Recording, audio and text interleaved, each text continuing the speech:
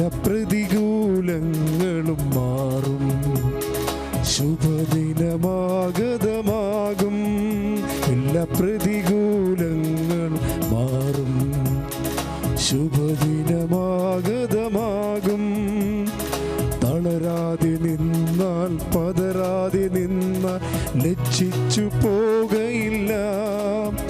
നാം ലജ്ജിച്ചു പോകയില്ല. എല്ലാ പ്രതികൂലങ്ങളും മാറും. ശുഭദിനമാഗതമാകും. എല്ലാ പ്രതികൂലങ്ങളും മാറും. ശുഭദിനമാഗതമാകും. സ്തുതിക്കട്ടെ. ഹല്ലേലൂയ, ഹല്ലേലൂയ. യേശുവേ നന്ദി. ഹല്ലേലൂയ, ഹല്ലേലൂയ. ഹല്ലേലൂയ, ഹല്ലേലൂയ, ഹല്ലേലൂയ. യേശുവേ ആരാധന, ആരാധന, ആരാധന. ഹല്ലേലൂയ, ഹല്ലേലൂയ, ഹല്ലേലൂയ, ഹല്ലേലൂയ.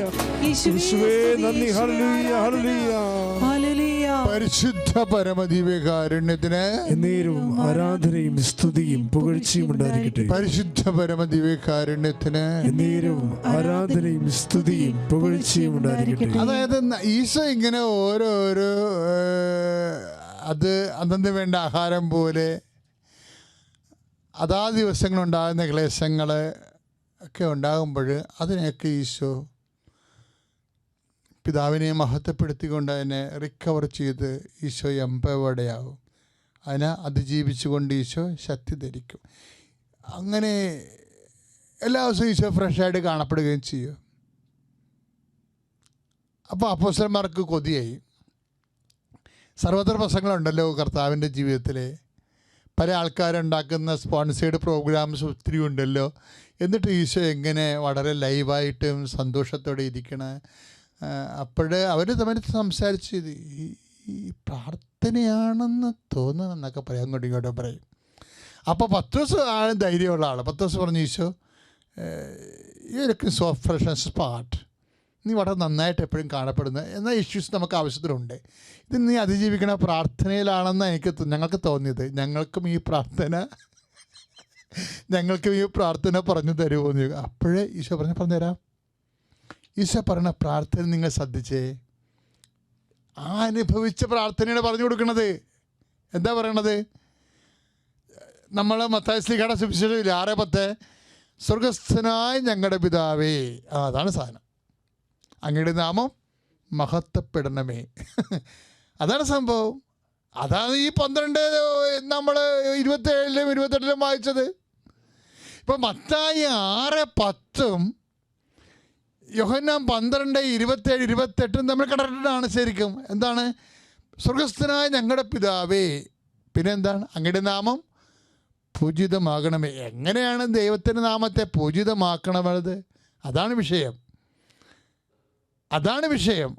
അത് നമ്മൾ നേരത്തെ കണ്ട മത്തായി ശ്ലീഹയുടെ സുവിശേഷമാണ്. എന്താണ്? 26:39. അത് നമ്മൾ നേരത്തെ കണ്ട ലൂക്കാസ് സുവിശേഷമാണ്. എന്താണ്? 22:43. അതെന്താണ്? അങ്ങയുടെ നാമത്തെ എങ്ങനെയാണ് പൂജിതമാക്കണത്? അങ്ങയുടെ രാജ്യം വരണമേ, അങ്ങയുടെ തിരുമനസ്സ് സ്വർഗത്തിലെ പോലെ ഭൂമിയിലുമാകണമേ. നമുക്കറിയാമല്ലോ, ഭൂമി എന്ന് പറഞ്ഞാൽ എന്താ? മനുഷ്യൻ്റെ ഹൃദയം. മനുഷ്യൻ്റെ ഹൃദയത്തിലെ ദൈവത്തിൻ്റെ നാമം നടപ്പിൽ വരണം. ദൈവത്തിൻ്റെ ആഗ്രഹം നടപ്പിൽ വരണം. ഓരോ വിഷയങ്ങൾക്കും ഒരു ദൈവാഗ്രഹം ഉണ്ടാകും, ഒരു ലോകാഗ്രഹം ഉണ്ടാകും. പിടിയോ? ഓരോ വിഷയങ്ങൾക്കും ഒരു ദൈവ ആഗ്രഹവും ഉണ്ടാകും, ഒരു ലോകാഗ്രഹവും ഉണ്ടാകും. ദാറ്റ് മീൻസ് ഒരു ദൈവരാജ്യവും ഉണ്ടാകും, ഒരു ലോകരാജ്യവും ഉണ്ടാകും. ഇതിൽ ദൈവത്തിൻ്റെ മക്കളെ അതിൻ്റെ ദൈവരാജ്യം തിരഞ്ഞെടുക്കും. എന്താണ്? ദൈവത്തിരുമനസ്സ്. അങ്ങനെയാണ് ശക്തി. ഇപ്പം നമ്മൾ അവനെ ശക്തിപ്പെടുത്താൻ ലുക്ക 22:43 അവനെ ശക്തിപ്പെടുത്താൻ ദൈവദൂതൻ ഇറങ്ങി വന്നെന്ന് പറഞ്ഞില്ലേ? എങ്ങനെയാണ് ശക്തിപ്പെടുത്താൻ ഇറങ്ങിയത്? എപ്പോഴാണ് ഇറങ്ങിയത്? അപ്പാ, എൻ്റെ ഇഷ്ടമല്ല, അങ്ങയുടെ ഇഷ്ടം നിറവേറണമേ എന്ന് പറഞ്ഞ് ഈശോ സ്വർഗസ്ഥനായ പിതാവിൻ്റെ പ്രാർത്ഥന ചൊല്ലിയപ്പോഴാണ്. ഈശോ ചൊല്ലി ശക്തി പ്രാപിച്ച പ്രാർത്ഥനയാണ് നമുക്ക് ചൊല്ലി ശക്തി പ്രാപിക്കാനും ജീവിക്കാനും തന്നിരിക്കണത്. നമ്മളീ സ്വർഗസ്ഥനായ പിതാവ് പൂച്ച കുരിച്ചു കിടക്കണ പോലെ കണക്കുണാക്ക് പറഞ്ഞ് കുളമാക്കണതാണ്. പക്ഷേ അത് അറിഞ്ഞ് അതിൻ്റെ ആത്മാവിൻ്റെ മർമ്മം തൊട്ടാണ് പ്രാർത്ഥിക്കണമെങ്കിൽ നമുക്ക് അപ്പം ശക്തി ലഭിക്കും. കാര്യം ശക്തി ലഭിക്കാൻ വേണ്ടിയുള്ള പ്രാർത്ഥനയാണത്. സ്വർഗസ്ഥനായ പിതാവ് ഒന്ന് പ്രാർത്ഥിച്ചേ. സ്വർഗസ്ഥനായ ഞങ്ങളുടെ പിതാവേ, സ്വർഗസ്ഥനായ ഞങ്ങളുടെ പിതാവേ, ആത്മാർത്ഥമായിട്ട് ചങ്ക കൊണ്ട് പ്രാർത്ഥിക്കുക. സ്വർഗസ്ഥനായ ഞങ്ങളുടെ പിതാവേ, സ്വർഗസ്ഥനായ ഞങ്ങളുടെ പിതാവേ, അങ്ങയുടെ നാമം പൂജിതമാകണമേ, അങ്ങേ നാമം പൂജിതമാകണമേ, അങ്ങയുടെ രാജ്യം വരണമേ, അങ്ങയുടെ രാജ്യം വരണമേ, അങ്ങയുടെ തിരുമനസ് അങ്ങയുടെ തിരുമനസ് സ്വർഗത്തിലെ പോലെ എന്റെ ജീവിതത്തിലും നിറവേറണമേ. ഹല്ലേലൂയ ഹല്ലേലൂയ ഹല്ലേലൂയ ഹല്ലേലൂയ ഹല്ലേലൂയ ഹല്ലേലൂയ ഹല്ലേലൂയ ഹല്ലേലൂയ ഹല്ലേലൂയ യേശുവേ നന്ദി. ഹല്ലേലൂയ ഹല്ലേലൂയ ഹല്ലേലൂയ. പരിശുദ്ധ പരമദിവ്യകാരുണ്യത്തിന് എന്നേരവും ആരാധനയും സ്തുതിയും പുകഴ്ചയും ഉണ്ടായിരിക്കട്ടെ. ദൈവവേദനെ കർത്താവിന് മുമ്പ് നിൽക്കുമ്പോൾ സന്തോഷിച്ച് നിൽക്കണം. ശരിക്കും എന്തൊരു ഭാഗ്യമാണ് അല്ലേ ഈ കാലത്തുകളെ. ഇത്രയും പള്ളികളെല്ലാം അടച്ചു അല്ലേ. നമുക്ക് കുർബാന കൂടാൻ പോലും പറ്റാത്ത അവസ്ഥ വരുമ്പോഴും നിൻ്റെ വീട്ടിൽ നിൻ്റെ പോക്കറ്റിലേക്ക് കർത്താവ് വരികയാണ് അല്ലേ. നീ എന്ത് ധന്യയാണ്. നമ്മളെന്ത് ദൈവത്തിൻ്റെ അനുഗ്രഹമുള്ളവരാത്ത അല്ല. ദൈവവേദന നിനക്കിപ്പോൾ ഇത് കൂടാൻ പറ്റണില്ലേ, അതുതന്നെ എന്തൊരു അനുഗ്രഹമാണ്. അതെന്തൊരു അനുഗ്രഹമാണ് ദൈവം തന്നിരിക്കണത്. ഇങ്ങനെ വചനങ്ങളുടെ എല്ലാ ഉള്ളറകളിലൂടെ ദൈവത്തിൻ്റെ മനസ്സ് വെളിപ്പെട്ട് വരുമ്പോൾ നമ്മളത് അനുവർത്തിച്ച് വരുമ്പോൾ ദൈവനാമം മഹത്വപ്പെടും. ദൈവനാമം മഹത്വപ്പെടുമ്പോഴാണ് ശക്തി അലോട്ട് ചെയ്യേണ്ടത്. എപ്പോഴും നമ്മൾ ഓർത്തേക്കണം, ശക്തി ഇറങ്ങിയവനെ എപ്പോഴാണ് ദൈവനാമം മഹത്വപ്പെടുമ്പോഴാണ്. ശക്തി വരിക മാത്രമല്ലേ, വേറൊരു സംഭവം നടക്കുന്നുണ്ട് അവിടെ. നമുക്ക് ദൈവത്തിൻ്റെ ശക്തി വന്നാൽ പിന്നെ അവിടെ വേറെ ഒരു കക്ഷിക്ക് ഇരിക്കാൻ പറ്റാണ്ട് വരും. പറഞ്ഞ മനസ്സിലായില്ലേ. നമുക്ക് നമ്മുടെ ഉള്ളിലേക്ക് ദൈവത്തിൻ്റെ ശക്തി വന്നാൽ പിന്നെ അവിടെ വാസമുറപ്പിക്കാൻ തക്കം നോക്കി നിൽക്കേണ്ട കക്ഷിയില്ലേ, അവർ കാലുമടക്കി പാഴ്സടി പിടിക്കും. കർത്താവ് പറയുന്നുണ്ട്, ഇപ്പോഴാണ് ലോകത്തിൻ്റെ ശിക്ഷാവിധി, ഇപ്പോൾ ലോകത്തിൻ്റെ അധികാരി പുറന്തള്ളപ്പെടും. ദൈവനാമം മഹത്വപ്പെട്ട് കഴിഞ്ഞാൽ, ദൈവത്തിന് നാം പൂജിതമായി കഴിഞ്ഞാൽ, ദൈവഹിതം നമ്മൾ നിറവേറ്റിക്കഴിഞ്ഞാൽ വാട്ട് വിൽ ബി ഹാപ്പൻ? അതായത് ലോകത്തിൻ്റെ അധികാരി ഇപ്പോൾ 12:31 കാണുന്നില്ലേ, ഇപ്പോഴാണ് ശിക്ഷാവിധി. എന്ത് ശിക്ഷാവിധിയാണ്? ലോകത്തിൻ്റെ അധികാരി പുറന്തള്ളപ്പെടും. ഇപ്പം ദൈവത്തിൻ്റെ നാമമേ ഒരു വിഷയത്തെ പൂജിതമായാൽ, മഹത്വപ്പെടുത്തിയാൽ, അപ്പോഴും നടക്കണ ഏറ്റവും വലിയ വിഷയം എന്താണ്? തിന്മയുടെ ശക്തി നമ്മളെ വിട്ടുപോകും. അതുകൊണ്ട് കർത്താവ് ആ സ്വർഗസ്ഥനായ പിതാവിൽ ഈശോ അത് പ്രത്യേകം എടുത്ത് പറഞ്ഞിട്ടുണ്ട്. എന്താണെന്നറിയാവോ? അന്നു വേണ്ട ആഹാരം ഇന്ന് ഞങ്ങൾക്ക് തരണമേ എന്ന് പ്രാർത്ഥിച്ചിട്ട്, ഞങ്ങളുടെ കടക്കാർ ഞങ്ങൾ ക്ഷമിക്കുന്ന പോലെ ഞങ്ങളുടെ കടകൾ ഞങ്ങളോട് ക്ഷമിക്കണമേ, ഞങ്ങളെ പ്രലോഭനത്തിൽ ഉൾപ്പെടുത്തരുത്, തിന്മയിൽ രക്ഷിക്കണം. അത് ലോകത്തിൻ്റെ അധികാരിയുടെ പരിപാടിയാണ്. പ്രലോഭനങ്ങൾ ഉൾപ്പെടുത്തണതും തിന്മയിൽ നിന്ന് രക്ഷിക്കണ അവനുണ്ടാക്കുന്ന തിന്മ, അവൻ പ്രലോഭനം ഉണ്ടാക്കും, തിന്മയും ഉണ്ടാക്കും. ഇതാ ലോകത്തിൻ്റെ അധികാരിയുടെ പരിപാടി. ഈ പ്രലോഭനം ഉണ്ടാക്കും, തിന്മയും ഉണ്ടാക്കുന്ന അധികാരികൾ കർത്താവിനെ നമുക്കറിയാമല്ലോ. 4:10 വായിക്കണില്ലേ അല്ലേ, 4:8 ലുക്കാൻ്റെ സുവിശേഷം, വിശുദ്ധ ലുക്കായുടെ സുവിശേഷത്തിൽ അവൻ പറയുന്നുണ്ടല്ലോ കർത്താവിൻ്റെയൊക്കെ, ഇത് അധികാരം എൻ്റെതാണ്, ഇതെല്ലാം ഈ കാണുന്നതെല്ലാം എൻ്റെതാണ്. മലമുകളിൽ നിർത്തിയിട്ട് പറയണില്ലേ, ഈ കാണുന്നതെല്ലാം എൻ്റെതാണ്, അത് എനിക്കിഷ്ടമുള്ളവർക്ക് കൊടുക്കും, നീ എന്നെ ആരാധിച്ചാൽ ഞാൻ നിനക്ക് തരുമെന്ന്. അപ്പോൾ ലോകത്തിൻ്റെ അധികാരി ആരാധിക്കാൻ എപ്പോഴും ലോകത്തിൻ്റെ അധികാരി നമ്മളോട് ആവശ്യപ്പെട്ടുകൊണ്ടിരിക്കും. ലോകത്തിൻ്റെ ഭ്രമിപ്പിക്കുന്ന എല്ലാ വിഷയങ്ങളും അതിനെ ആരാധിക്കാൻ നമ്മോട് ആവശ്യപ്പെട്ടുകൊണ്ട്, അതിനെ അംഗീകരിക്കാൻ നമ്മളോട് ആവശ്യപ്പെട്ടുകൊണ്ടിരിക്കും. ഈ ജഡത്തിനെ സുഖിപ്പിക്കുന്ന എല്ലാ വിഷയങ്ങളും അതിനെ അംഗീകരിക്കാൻ ആരംഭിച്ചുകൊണ്ടിരിക്കും. അതാണ് സംഭവം. അതുകൊണ്ടാണ് തിന്മ പെരുകണതിൻ്റെ കാരണം അതാണ്. ഇപ്പം നിലവിലുള്ള ജീവിത പങ്കാളിയെ കൊന്നതിന് ശേഷം വേറെ ഒരാളെ സ്വീകരിക്കാൻ വേണ്ടി ആഗ്രഹിക്കുമ്പോൾ എന്താ സംഭവിക്കണത്? ഈ ലോകത്തിൻ്റെ ആ ആഗ്രഹങ്ങളെ നമ്മൾ ആ പ്രലോഭിപ്പിച്ചുകൊണ്ട് തിന്മ ചെയ്യാൻ നമ്മളെ ആഗ്രഹിപ്പിച്ചുകൊണ്ടേയിരിക്കും. ഇതാണ് ലോകത്തിൻ്റെ അധികാരി. ഈ സംഭവം പുറന്തള്ളപ്പെടേണ്ടതാണ്. മനസ്സിലായില്ലേ? ഇപ്പം നമ്മൾ 12:31 എന്താ യോഹന്നാൻ്റെ സുവിശേഷം? അതായത് ഇപ്പോഴാണ് ലോകത്തിൻ്റെ ശിക്ഷാവിധി, ഇപ്പോൾ ലോകത്തിൻ്റെ അധികാരി പുറന്തള്ളപ്പെടും. അപ്പോഴേ നമ്മുടെ ജീവിതത്തിൽ നിന്ന് പുറന്തള്ളപ്പെടേണ്ടതാണ്. ആരാണ്? തിന്മയുടെ ശക്തികൾ. പക്ഷേ എപ്പോഴാണ് പുറന്തള്ളേണ്ടത്? നമുക്ക് പിടിച്ച് തള്ളാൻ പറ്റുമോ? അങ്ങനെയാണ് ദൈവം പിടിച്ചു പിടിച്ചോണ്ട് പോകുക. ഇതൊന്നും നടക്കത്തില്ല. എന്താ ചെയ്യേണ്ടത്? ദൈവനാമത്തെ മര്യാദയ്ക്ക് മഹത്വപ്പെടുത്താൻ പഠിക്കണം. പ്രാർത്ഥിക്കുക, കർത്താവായ ദൈവമേ, എന്റെ ജീവിതത്തിലെ ജീവിത അവസ്ഥകളിലെ ദൈവത്തിന്റെ മനസ്സിനെ അന്വേഷണീയമായ തീരുമാനമെടുത്തുകൊണ്ട് ദൈവത്തെ മഹത്വപ്പെടുത്തി അധികാരിയെ പുറന്തള്ളുവാൻ ശക്തീകരിക്കണമേ. ഹല്ലേലൂയ, ഹല്ലേലൂയ, ഹല്ലേലൂയ, ഹല്ലേലൂയ, ഹല്ലേലൂയ, ഹല്ലേലൂയ, ഹല്ലേലൂയ. യേശുവേ നന്ദി. ഹല്ലേലൂയ, ഹല്ലേലൂയ, ഹല്ലേലൂയ, ഹല്ലേലൂയ. യേശുവേ സ്തുതി. ഹല്ലേലൂയ, ഹല്ലേലൂയ, ഹല്ലേലൂയ. യേശുവേ സ്തുതി. ഹല്ലേലൂയ, ഹല്ലേലൂയ. ആദ്യമായി തന്നെ ഈ പരിശുദ്ധ അൾത്താരയിൽ എനിക്ക് നിൽക്കാനുള്ള വലിയ ഭാഗ്യം തന്ന ഈശോയ്ക്കും പരിശുദ്ധ അമ്മയ്ക്കും ഞാൻ 1000 നന്ദി പറയുന്നു. എൻ്റെ പേര് എമിൽഡ ജോസഫ്. ഞാൻ എറണാകുളം ജില്ലയിലെ കൂടാലപ്പാട് ഇടവകയിൽ നിന്നാണ് വരുന്നത്. ഞാനൊരു നേഴ്സാണ്. ഞാൻ നേഴ്സിംഗ് കഴിഞ്ഞ് എൻ്റെ OET ഞാൻ പെട്ടെന്ന് തന്നെ ട്രൈ ചെയ്തായിരുന്നു ആദ്യത്തെ അറ്റംപ്റ്റ്. പക്ഷെ എനിക്ക് ആദ്യത്തെ അറ്റംപ്റ്റിൽ ക്ലബിംഗ് സ്കോർ മാത്രമേ കിട്ടിയായിരുന്നുള്ളൂ. രണ്ടാമതായി കഴിഞ്ഞപ്പോഴേക്കും ഞാൻ പെട്ടെന്ന് ഡേറ്റ് എടുത്തു. അതിൻ്റെ ഇടയിലൊക്കെ എനിക്ക് ഭയങ്കര ടെൻഷനായിരുന്നു. ജോലിക്ക് കയറാൻ പറ്റുന്നില്ല, ആകെ ടെൻഷനായിരുന്നു. ഞാൻ അമ്മയോട് നന്നായിട്ട് പ്രാർത്ഥിച്ചു. അപ്പോൾ ഞാൻ അതിൻ്റെ ഇടയിലായിരുന്നു എനിക്ക് ഇവിടുത്തെ കൃപാസന മാതാവിൻ്റെ വെഞ്ചരിച്ച രൂപം എനിക്ക് കാശുരൂപം ലഭിച്ചത്.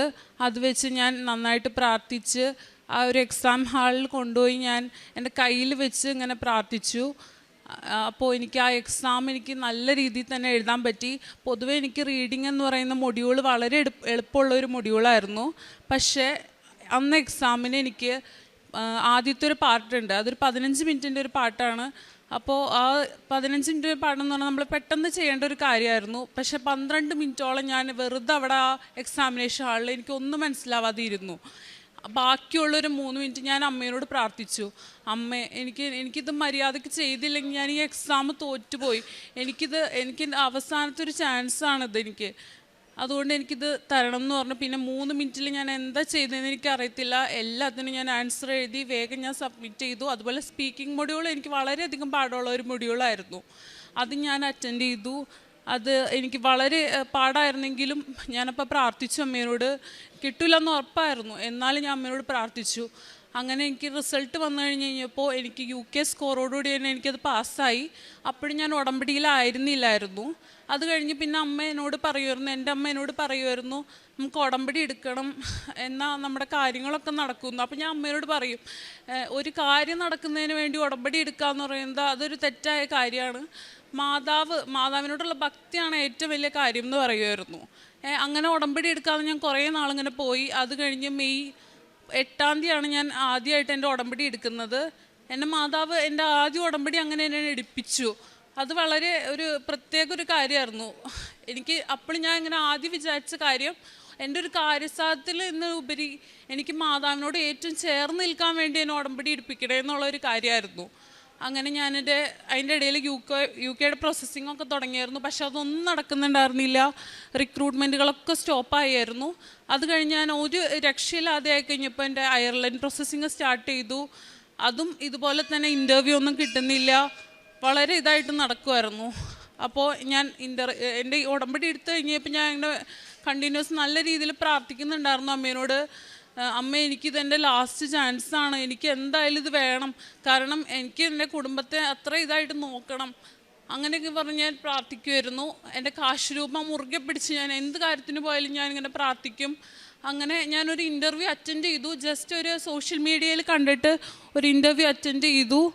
ആ ഇൻ്റർവ്യൂ ഞാൻ ജസ്റ്റ് എക്സ്പീരിയൻസിന് വേണ്ടി അറ്റൻഡ് ചെയ്ത ഇൻ്റർവ്യൂ ആണോ. അത് കഴിഞ്ഞ് എന്നിട്ട് അതൊരു 8 മാസത്തോളമൊക്കെ ആയി. പക്ഷെ എനിക്ക് ഒരു കോളും അങ്ങനെ കാര്യങ്ങളൊന്നും വന്നില്ല. പാസ്സായെങ്കിലും കോളൊന്നും വന്നില്ല. അത് കഴിഞ്ഞ് എൻ്റെ DLൻ്റെ വാലിഡിറ്റി തീരാറായി. അപ്പൊക്കെ ഞാൻ അമ്മയോട് പറയും, എൻ്റെ അമ്മ എനിക്ക് എന്തായാലും ഇത് വേണം, എനിക്ക് എന്തെങ്കിലും ഒരു മാർഗം കാണിച്ചു തരണമെന്ന് പറയുമായിരുന്നു. അപ്പോൾ എൻ്റെ ലാസ്റ്റ് ഈ ഒരു ഓഗസ്റ്റിൽ ആ ഒരു സമയമായി കഴിഞ്ഞപ്പോഴേക്കും എൻ്റെ വാലിഡിറ്റി തീരാറായ സമയത്ത് അവർ വിളിച്ചേക്കാണ് എൻ്റെ പ്രോസസ്സിങ് സ്റ്റാർട്ട് ചെയ്യണമെന്ന് പറഞ്ഞ്. അപ്പോൾ അന്ന് തൊട്ടാണ് എൻ്റെ ഉടമ്പടി ശരിക്കും ഫയറായി തുടങ്ങിയത്. അന്ന് തൊട്ട് എൻ്റെ അമ്മ ഏറ്റവും എൻ്റെ ഉടമ്പടിയിൽ നടന്ന കാര്യം എന്ന് പറഞ്ഞു കഴിഞ്ഞാൽ സമയച്ചുരുക്കത്തോടെ ഓരോ കാര്യങ്ങൾ നടക്കുന്നത് കാണാൻ പറ്റി എന്നുള്ളതാണ്. ഉടമ്പടിയിലാണെങ്കിൽ പോലും ഞാനിങ്ങനെ പ്രാർത്ഥിക്കുമായിരുന്നു. ഞാനൊരു നേഴ്സാണ്, എനിക്ക് എന്നിട്ട് ഡ്യൂട്ടിയും അങ്ങനെ കുറേ കാര്യങ്ങളൊക്കെ ഉണ്ട്. അതിൻ്റെ ഇടയിൽ എനിക്ക് പല കാര്യങ്ങളും ചെയ്യാൻ പറ്റണില്ല അമ്മയെന്ന് ഞാൻ പറയുമായിരുന്നു. എന്നാൽ കൂടി അമ്മ എനിക്ക് തിരിച്ച് മറുപടി പറയുമായിരുന്നു, എനിക്ക് പറ്റണ പോലെ ചെയ്യുന്നുള്ള രീതിയിൽ എൻ്റെ മനസ്സിൽ പറയുമായിരുന്നു. നീ നിൻ്റെ ഈ ഒരു പരിമിതിയിൽ നിന്ന് നീ ചെയ്യാൻ ശ്രമിക്കുന്നതിലാണ് നിൻ്റെ കാര്യം എന്നുള്ള രീതിയിൽ പറയുമായിരുന്നു. അങ്ങനെ ഞാൻ എല്ലാ കാര്യങ്ങളും ഇങ്ങനെ ചെയ്ത് വന്ന് പ്രോസസ്സിങ്ങൊക്കെ സ്റ്റാർട്ട് ചെയ്തു. എന്നിട്ട് എൻ്റെ വിസ കാർഡ് എടുക്കുന്ന ഒരു കാര്യം ഉണ്ടായിരുന്നു, വർക്ക് വിസ എടുക്കാനായിട്ട്, വർക്ക് പെർമിറ്റ് എടുക്കുന്നതിന്. അപ്പോൾ അതിൽ എനിക്ക് പേയ്മെൻറ്റ് ചെയ്യാനായിട്ട് ഒരു 2 ആഴ്ചയോളം ഈ കാർഡ് കിട്ടാനെടുക്കും. സാധാരണ ബാങ്കുകൾ പെട്ടെന്ന് കൊടുക്കാറുണ്ട്, പക്ഷേ ഞാൻ ബാങ്കിൽ നിന്ന് ചോദിച്ചു കഴിഞ്ഞപ്പോൾ എനിക്ക് 2 ആഴ്ചയെങ്കിലും എടുക്കുമെന്ന് പറഞ്ഞു. അത് വെച്ച് എൻ്റെ പ്രോസസ്സിങ് ചെയ്ത എൻ്റെ എക്സാം ഡേറ്റൊക്കെ കഴിഞ്ഞു പോയി. പിന്നെ എനിക്കത് എഴുതാൻ പറ്റാതെ ആവുമായിരുന്നു. അങ്ങനെ ഞാൻ ബാങ്കിൽ പോയി, ഞാൻ ഉപ്പിട്ട് പ്രാർത്ഥിച്ചു, വെഞ്ചരിച്ച് ഇവിടുത്തെ ഉപ്പിട്ട് പ്രാർത്ഥിച്ചു. ഞാൻ പിന്നെ എന്താ കണ്ടതെന്ന് അറിയത്തില്ല, എനിക്ക് വേണ്ടി ബാങ്ക് മാനേജർ എഴുന്നേറ്റ് വന്ന് അവിടുത്തെ സ്റ്റാഫിനെയും കൊണ്ട് ഓരോ കാര്യങ്ങൾ ചെയ്യിപ്പിക്കാമായിരുന്നു.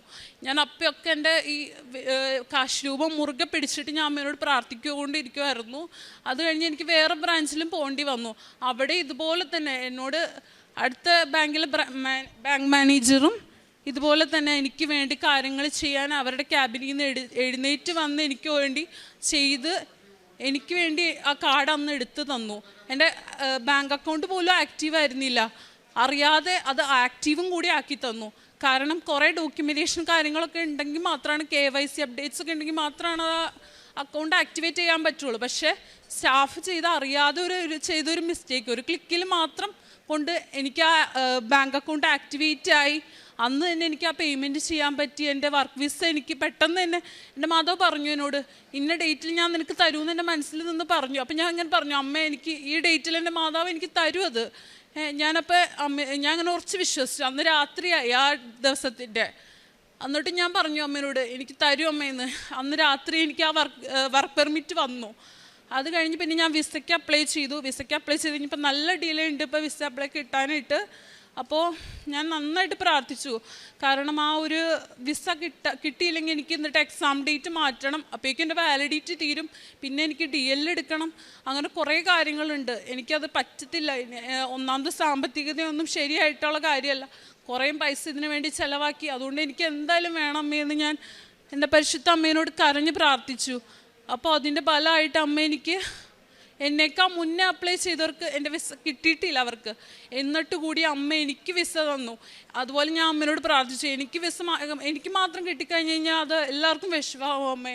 അതുകൊണ്ട് എനിക്ക് അന്ന് ഞങ്ങൾ ഒരുമിച്ച് ചെയ്ത എല്ലാവർക്കും തന്നെ അമ്മ ഞങ്ങൾക്ക് ഒരുമിച്ച് വിസ തരണം എന്ന് പറഞ്ഞു. ഞങ്ങൾ ആ ദിവസം ചെയ്ത ആ ഏജൻസിയിൽ ചെയ്ത എല്ലാവർക്കും വിസ അമ്മ തന്ന് അന്ന് എന്നെ കൃത്യസമയത്ത് തന്ന് അമ്മ അനുഗ്രഹിച്ചു. ഇതാണ് എൻ്റെ ഏറ്റവും വലിയ സാക്ഷ്യം എന്ന് പറയുന്നത്.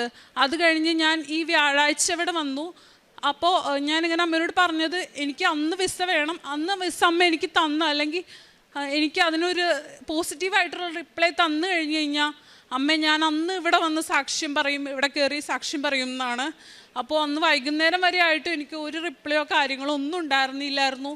പക്ഷേ അന്ന് വൈകുന്നേരം രാത്രിയൊക്കെ ആയിക്കഴിഞ്ഞപ്പോഴേക്കും ഏജൻസിയിൽ നിന്ന് വിളി വന്നു, നിങ്ങളുടെ വിസ അവിടെ നിന്ന് എംബസിയിൽ നിന്ന് ഡിസ്പാച്ച് ആയിട്ടുണ്ടെന്ന് പറഞ്ഞ്. അങ്ങനെ എനിക്ക് വിസ പിറ്റേ ദിവസം ഒരു 2-3 ദിവസം എടുത്തപ്പോഴേക്കും കിട്ടി. ഇപ്പം ഞാൻ വിസയൊക്കെ സബ്മിറ്റ് ചെയ്ത് എല്ലാം കിട്ടി. എനിക്ക് 22-ാം തീയതി, ഈ 22-ാം തീയതി ഞാനിപ്പോൾ അയർലൻഡിന് പോകാൻ നിൽക്കുകയാണ്.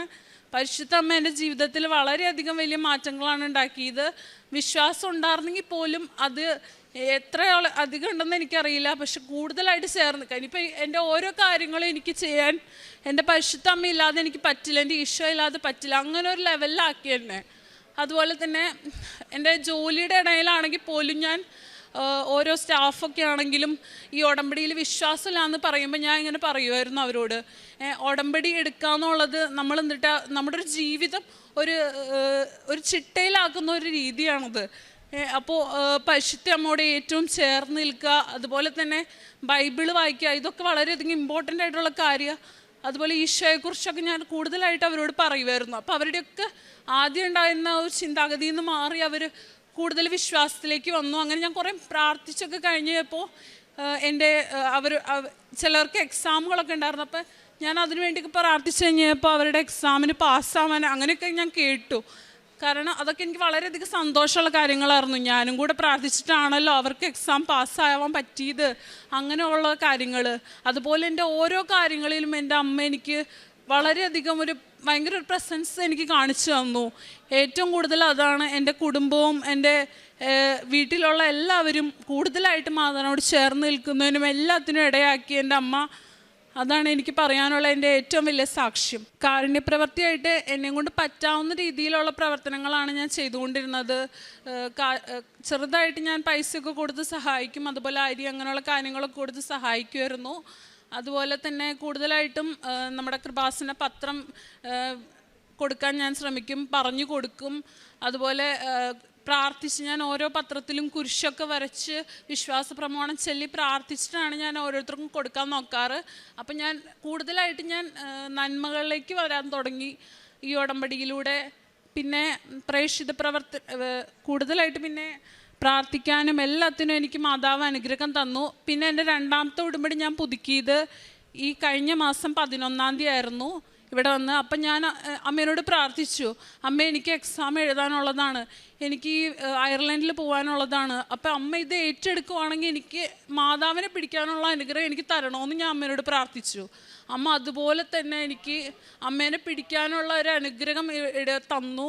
അതെനിക്ക് ഭയങ്കര ഒരു ആത്മവിശ്വാസം നൽകുന്നൊരു കാര്യമായിരുന്നു. എൻ്റെ അമ്മ എൻ്റെ കൂടെ ഉണ്ടെന്ന് എനിക്ക് ഒരുപാട് വിശ്വാസമുണ്ട്. എല്ലാവരോടും എനിക്ക് പറയാനുള്ളത്, നിങ്ങൾ കൂടുതലായിട്ട് അമ്മയോട് അടുത്ത് നിന്ന് കഴിഞ്ഞ് കഴിഞ്ഞാൽ ഉടമ്പടി വർക്കാവാൻ തുടങ്ങും. അത് മതി, അതാണ് നിങ്ങളുടെ ജീവിതത്തിന്. പിന്നെ ഒരു ഉടമ്പടി എടുത്ത് നിർത്തണമെന്ന് വിചാരിച്ച ആളായിരുന്നു ഞാൻ. പക്ഷെ ഇപ്പം ആ ഉടമ്പടിയിൽ കണ്ടിന്യൂ ആയിട്ട് പോകണമെന്ന് എനിക്ക് വളരെയധികം ഒരു ഫയർ എനിക്ക് എൻ്റെ മനസ്സിലിപ്പം ഉണ്ട്. അവസാനമായിട്ട് എൻ്റെ അമ്മയ്ക്കും എൻ്റെ പരിശുദ്ധ അമ്മയ്ക്കും എൻ്റെ ഈശോയ്ക്കും 1000 നന്ദി ഒന്നുകൂടെ ഞാൻ പറയുവാണ്. ഒരുപാട് നന്ദിയുണ്ട് എൻ്റെ അമ്മയോട് എനിക്ക്. അമ്മ മാതാവ് ജീവനോടെ പ്രത്യക്ഷപ്പെട്ട ഈ അൽത്താരയുടെ മുൻപിൽ സാക്ഷ്യം പറയുവാൻ പാപിയും അയോഗ്യനുമായി എന്നെ അനുവദിച്ചതിന് അമ്മയ്ക്കും തിരുകുമാരനും 1000 നന്ദി പറയുന്നു. ആദ്യമായി ഞാനിവിടെ വരുന്നത് 2017 അതെൻ്റെ അമ്മയുടെ കൂടെയായിരുന്നു. അമ്മ ഉടമ്പടി എടുത്ത സമയത്തായിരുന്നു ഞാനിവിടെ വന്നത്. ആ സമയത്തൊന്നും ഞാൻ ഉടമ്പടി എടുത്തിരുന്നില്ല. അമ്മ ഉടമ്പടി എടുത്ത ഉടമ്പടി കാശ് രൂപം അമ്മ ഉടമ്പടി എടുത്തതിന് ശേഷം എൻ്റെ കയ്യിലായിരുന്നു തന്നത്. അതിനുശേഷം ഞാൻ ഹോട്ടൽ മാനേജ്മെൻറ്റ് ഡിഗ്രിക്ക് പഠിച്ചുകൊണ്ടിരുന്നപ്പോൾ 8 സെമ്മിലും ഞാൻ എക്സാം എഴുതുന്ന സമയത്ത് ഉടമ്പടി കാശ് രൂപം വെച്ച് എക്സാം എഴുതിയതിന് ശേഷം ഒരു വിശ്വാസ പ്രമാണവും 7 സ്വർഗ്ഗസ്നാളുടെ പിതാവ് 7 നന്മ നിറഞ്ഞ മറിയമേയും ചൊല്ലിയതിന് ശേഷമാണ് പേപ്പറുകൾ സബ്മിറ്റ് ചെയ്തുകൊണ്ടിരുന്നത്. അതിനുശേഷം 8 സെമ്മിലും ഒരു സപ്ലിയും കൂടാതെ എനിക്ക് ആദ്യത്തെ ചാൻസിൽ തന്നെ പാസ്സാകുവാൻ സാധിച്ചു. ഞാൻ കോഴ്സ് കഴിഞ്ഞ് ഉടനെ തന്നെ എനിക്ക് എക്സ്പീരിയൻസ് ഒന്നും കൂടാതെ തന്നെ മസ്കറ്റിലെ ഷെഫായിട്ട് വർക്ക് ചെയ്യാൻ സാധിച്ചു. അങ്ങനെ ഞാൻ മസ്കറ്റിൽ പോയി. അതിനുശേഷം ഞാനിവിടെ ഉടമ്പടി എടുക്കുന്നത് 2024 ജൂലൈ 2-ാം തീയതിയാണ്. ആ സമയത്ത് ഞാനിവിടെ വന്ന സമയത്ത് എൻ്റെ ആദ്യത്തെ നിയോഗം എന്ന് പറയുന്നത് എൻ്റെ UK വിസയുടെ പ്രോസസ്സിംഗ് ആയിരുന്നു. ആ സമയത്ത് ഞാൻ ഉടമ്പടി എടുത്തതിന് ശേഷം ഞാൻ ജൂലൈ 30-ാം തീയതി തിരിച്ചു പോകുന്നതിന് മുൻപേ ഉടമ്പടി NRI കൺവേർട്ട് ചെയ്തിട്ടാണ് പോയി ഞാൻ അവിടെ ചെന്നതിന് ശേഷവും എൻ്റെ വിസയുടെ പ്രോസസ്സിങ്ങുകളൊന്നും അപ്ഡേറ്റ് ആവുന്നില്ലായിരുന്നു. ആ സമയത്ത് UK നിയമങ്ങളെല്ലാം മാറി പ്രോസസ്സിങ് മൊത്തത്തിൽ നിർത്തിവെക്കേണ്ട ഒരു രീതിയിലേക്ക് വന്നു. അതിനുശേഷം ഞാൻ ഏജൻസിയിൽ ആ സമയത്ത് പൈസ അടച്ചിരുന്നു. അതിനുശേഷം ഞാൻ ഉടമ്പടിയിൽ തന്നെ ഞാൻ മുൻപോട്ട് പോയി. ഞാൻ അമ്മ മാതാവിനോട് എന്നും ചോദിക്കുമായിരുന്നു, എന്താണ് എൻ്റെ പ്രശ്നം, എനിക്ക് പല കുറ്റങ്ങളും കുറവുകളും ഉണ്ട്, എന്താണ് ഞാൻ ചെയ്യേണ്ടത് എന്ന് ഞാൻ തന്നെ അമ്മയോട് ചോദിക്കുകയും ഞാൻ എന്നെ തന്നെ എളിമപ്പെടുത്തുകയും ചെയ്തു. ഞാൻ മറ്റുള്ളവരോട് ദേഷ്യപ്പെട്ട് സംസാരിക്കുമായിരുന്നു. കൂടെ ജോലി ചെയ്യുന്നവരോടാണെങ്കിലും ഞാനെന്ന അഹംഭാവത്താൽ മറ്റുള്ളവരോട് എതിർത്ത് സംസാരിക്കുകയും എല്ലാം ചെയ്തിരുന്നു. അതിനുശേഷം ഞാൻ എന്നെ തന്നെ എളിമപ്പെടുത്തി പ്രാർത്ഥിക്കുവാൻ ശ്രമിച്ചു. എന്നിട്ടും എൻ്റെ വിസയുടെ പ്രോസസ്സിങ്ങുകളൊന്നും അപ്ഡേഷൻ ആവുന്നില്ല. ആ സമയത്ത് ഡിസംബറിൽ ഞങ്ങൾക്ക് വർക്ക് ചെയ്യുന്നിടത്ത് പല ബ്രാഞ്ചുകൾ ഉള്ളതിനാൽ പല ബ്രാഞ്ചിലേക്കും ഇടയ്ക്കിടയ്ക്ക് മാറ്റുമായിരുന്നു. അങ്ങനെ എനിക്ക് സലാല എന്ന് പറയുന്ന സ്ഥലത്തേക്ക് ഒരു ട്രാൻസ്ഫർ ലഭിച്ചു. അങ്ങനെ ഞാൻ സലാലയിൽ പോയി. ആ സമയത്താണ് ഞാൻ എന്നും ഉടമ്പടി സാക്ഷ്യങ്ങൾ കേൾക്കുമായിരുന്നു. അപ്പോൾ ഒരു ചേച്ചി പറയുന്നു, ആ ചേച്ചി സലാലയിൽ ഒരു ചർച്ചിലാണ് പോയി എന്നും കുർബാന കൂടിക്കൊണ്ടിരുന്നതെന്ന്. അതിനു മുൻപ് ഞാൻ കുർബാനയ്ക്ക് പോവുകയോ ഞാൻ വർക്ക് ചെയ്തുകൊണ്ടിരുന്ന സമയത്ത് ആ സ്ഥലത്തൊരു പള്ളി ഇല്ലായിരുന്നതിനാൽ എനിക്ക് കുർബാനയ്ക്ക് പോകാൻ സാധിച്ചിരുന്നില്ല. പക്ഷേ ഈ സാക്ഷ്യത്തിലൂടെ ആ ചേച്ചി ഇങ്ങനെ കുർബാനയ്ക്ക് പോകുന്ന പള്ളിയുടെ കാര്യം പറയുകയും ഞാൻ ഗൂഗിളിൽ സെർച്ച് ചെയ്യുകയും അത് ഞാൻ വർക്ക് ചെയ്യുന്നിടത്തു നിന്ന് ഒരു 15 മിനിറ്റ് നടക്കാനുള്ള ദൂരേ ഉള്ളായിരുന്നു. എനിക്ക് ഡ്യൂട്ടി രാത്രി 2 മണിക്കായിരുന്നു കഴിഞ്ഞുകൊണ്ടിരുന്നത്. അതിനുശേഷവും ഞാൻ എന്നും രാവിലെ 6:30 വിശുദ്ധ കുർബാനയിൽ പോവുകയും കുമ്പസാരിക്കുകയും ചെയ്തിരുന്നു. എന്നും ജപമാല ചൊല്ലുകയും ചെയ്തിരുന്നു. ബൈബിൾ വായിക്കുകയും അരമണിക്കൂർ ബൈബിൾ വായിക്കുകയും ചെയ്തു. അതിനുശേഷം എൻ്റെ ജീവിതത്തിൽ മാതാവ് ഓരോ അടയാളങ്ങൾ കാണിച്ചു തുടങ്ങി. ഞാൻ എന്നു മുതൽ പള്ളിയിൽ പോവുകയും പ്രാർത്ഥിക്കുകയും എളിമപ്പെടുത്തുകയും ചെയ്തു. അന്നു മുതൽ എനിക്ക് ഓരോ അടയാളങ്ങൾ. അതിനുശേഷം ജർമ്മനിയിലേക്കുള്ള ഒരു വിസയുടെ കാര്യവുമായി ഒരു ഏജൻസീനെ എനിക്ക് കോൺടാക്റ്റ് ചെയ്യുവാനും അങ്ങനെ ഞാൻ വിസ പ്രോസസ്സിങ്ങിന് വേണ്ടി മെയ് മാസം, മാതാവിൻ്റെ വണക്കമാസമായ ഈ മെയ് മാസം ഞാൻ എൻ്റെ വിസ പ്രോസസ്സിങ്ങുകൾ ആരംഭിക്കുകയും ഒരു 4 മാസത്തിനുള്ളിൽ തന്നെ എനിക്ക് വിസ പ്രോസസ്സിങ്ങിന് വേണ്ട എല്ലാ പേപ്പർ വർക്കുകൾ നടക്കുകയും എനിക്ക് ജർമ്മനിയിലേക്കുള്ള പോകാനുള്ള വർക്ക് വിസ ലഭിക്കുകയും ചെയ്തു. ഈ മാസം 23-ാം തീയതി, ഈ വരുന്ന ചൊവ്വാഴ്ച ഞാൻ ജർമ്മനിയിലേക്ക് പോവുകയാണ്. അതിന് മാതാവിനും തിരുക്കുമാരനും ആദ്യം തന്നെ നന്ദി പറയുന്നു. രണ്ടാമതായിട്ട് എനിക്ക് ഒരു 9 വർഷമായിട്ട്, ഞാൻ 10ാം ക്ലാസ്സിൽ പഠിക്കുമ്പോൾ മുതൽ എൻ്റെ ദേഹത്ത് അവിടെ ഇവിടെയൊക്കെ ചുണങ്ങ് പോലെ ത്വക്ക് സംബന്ധമായ അലർജി രോഗങ്ങളുണ്ടായിരുന്നു. ഞാനിവിടെ വന്ന് അമ്മ ഉടമ്പടി എടുത്ത സമയത്ത് ഞാനിവിടെ വരുമെങ്കിൽ ഞാൻ ആ സമയത്തൊന്നും ഉടമ്പടി എടുത്തിരുന്നില്ല. ഞാൻ ഇവിടെ വന്ന് ഉടമ്പടി എടുത്തതിന് ശേഷം ഉടമ്പടി തൈലവും ഉടമ്പടി തൈലം ഉപയോഗിക്കുകയും ഉടമ്പടി ഉപ്പ് ഭക്ഷിക്കുകയും ചെയ്തതിൻ്റെ ഭാഗമായിട്ട് എനിക്ക് ത്വക്ക് സംബന്ധമായി പൂർണ്ണ രോഗസൗഖ്യം ലഭിച്ചു. അതിനുശേഷം ഞാൻ ഇവിടെ വീട് പണിതുകൊണ്ടിരുന്ന സമയത്ത് ബന്ധുക്കളിൽ നിന്നും പേരപ്പന്മാരിൽ നിന്നുമൊക്കെ കടം വാങ്ങിയാണ് വീട് പണിതത്. കടം വാങ്ങിയ തുക പൂർണ്ണമായും കൊടുത്തു തീർക്കുവാൻ അമ്മ മാതാവും തിരുക്കുമാരനും എന്നെ സഹായിച്ചു. അതിനുശേഷം എനിക്ക് അവിടെ ഞാൻ വർക്ക് ചെയ്തുകൊണ്ടിരുന്ന സമയത്ത് എൻ്റെ ശരീരത്തിൻ്റെ ഭാരം തന്നെ കുറയുന്നുണ്ടോ എന്ന് എനിക്ക് തന്നെ ഒരു സംശയം ഉണ്ടായിരുന്നു. ആ സമയത്ത് ഞാൻ ഇവിടെ വന്ന് സാക്ഷ്യപ്പെടുത്തിക്കൊള്ളാം എന്ന് പറയുകയും ഉടമ്പടി ഉപ്പ് ഉപയോഗിച്ചതിൻ്റെ ഭാഗമായിട്ട് എനിക്ക് പൂർണ്ണമായും രോഗസൗഖ്യം ലഭിക്കുകയും ചെയ്തു. കാരുണ്യ പ്രവർത്തികളായിട്ട് ഞാൻ ഓരോ മാസവും അമ്മയ്ക്ക് പൈസ അയച്ചു കൊടുക്കുമായിരുന്നു. അനാഥ മന്ദിരത്തിലേക്ക് സാമ്പത്തികമായി സഹായിക്കുമായിരുന്നു. അതിനുശേഷം പ്രേക്ഷിത പ്രവർത്തനമായിട്ട് ഞാൻ ഇവിടെ വന്ന് കൃപാസനത്തിൽ നിന്നും പത്രം വാങ്ങുകയും വണ്ടാനം മെഡിക്കൽ കോളേജ്, ഓട്ടോ സ്റ്റാൻഡുകൾ, അങ്ങനെയുള്ള പൊതുസ്ഥലങ്ങളിൽ പത്രം കൊടുക്കുകയും ചെയ്തിരുന്നു. ആത്മീയമായി എനിക്ക് വളരുവാൻ സാധിച്ചതെന്ന് വെച്ച് കഴിഞ്ഞാൽ എന്നും ജപമാല പ്രാർത്ഥന, എന്നും ഞാൻ തന്നെയാണ് അവിടെ വർക്ക് ചെയ്തുകൊണ്ടിരുന്നപ്പോഴും എന്നും ഞാൻ ജപമാല പ്രാർത്ഥന ചൊല്ലുമായിരുന്നു. 2 ആഴ്ചകൾ കൂടുമ്പോൾ കുമ്പസാരിക്കുമായിരുന്നു. എന്നും വിശുദ്ധ കുർബാനയിൽ പങ്കെടുക്കുമായിരുന്നു. എനിക്ക് ഇത്രയും എല്ലാ അനുഗ്രഹങ്ങൾ നൽകിയ അമ്മയ്ക്കും തിരുക്കുമാരനും 1000 നന്ദി പറയുന്നു.